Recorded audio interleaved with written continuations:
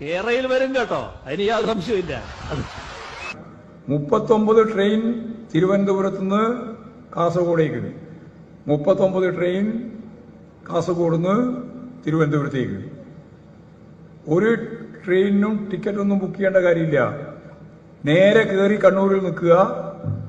ഇപ്പൊ ട്രെയിൻ വന്നോ? ഇപ്പൊ പോയി. ഇനി എത്ര വേണം?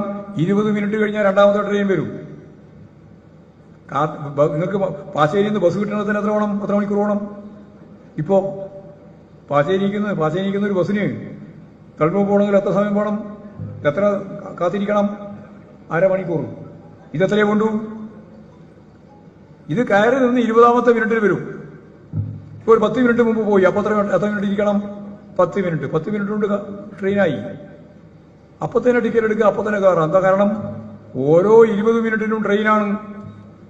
കാസർഗോഡ് നിന്ന് തിരുവനന്തപുരത്തേക്കുള്ള ദൂരം കൈകാര്യം ചെയ്യാൻ എത്ര മണിക്കൂർ വേണമെന്ന് അറിയാം നിങ്ങൾക്ക്? 3 മണിക്കൂർ 54 മിനിറ്റ്. കാസർഗോഡ് നിന്ന് കയറിയാൽ 3 മണിക്കൂർ 54 മിനിറ്റ് കൊണ്ട് എത്തും തിരുവനന്തപുരത്തും. അപ്പൊ കൊച്ചിയിലേക്കുള്ള ദൂരത്തിലായിരിക്കും. ഇവിടുന്ന് കൊച്ചിക്ക് പോകണം. പണ്ടെല്ലാം കൊച്ചിക്ക് പോകാന്ന് പറഞ്ഞാൽ തന്നെ വലിയ പണിയാണ്.